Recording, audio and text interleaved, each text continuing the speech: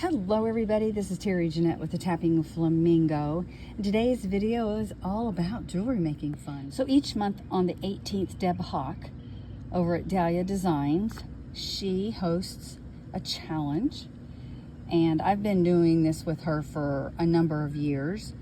And today, the challenge that she gave us is that she wanted us to make some jewelry using buds or flowers, and the colors that she gave us were sand, mint, dark teal, blood orange, and salmon. Now, we didn't have to use all of those. We could use one or a couple or all of them. But another challenge she had was to try to use some type of a natural stone. So I'm at my mom's house. She had a bit of an injury and I've been helping her out. And so I really don't have anything I can make since I'm here busy and I'm not at home. But I was digging around some of her jewelry and I found some fun things to show off with those colors. So the first necklace I want to show off here, my mom made quite a while ago. I love the color choice here. And this is the mint, and it also brings in the buds or the flowers.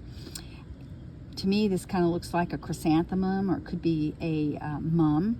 But she used freshwater pearls that were dyed a mint color. And then these are a very light mint, and they are shell beads. This next necklace, my mom also made. And I really love the colors in this.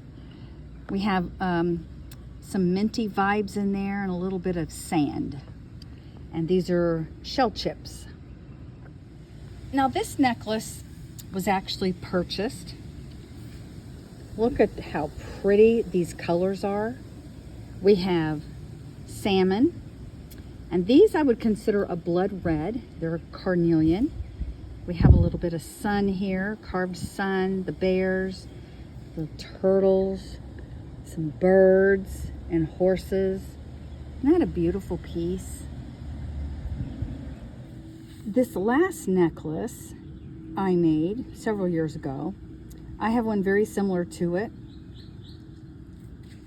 The pendant's a little bit different, and I use the same beads, but I think I configured them a little bit different. But it's pretty much the same necklace.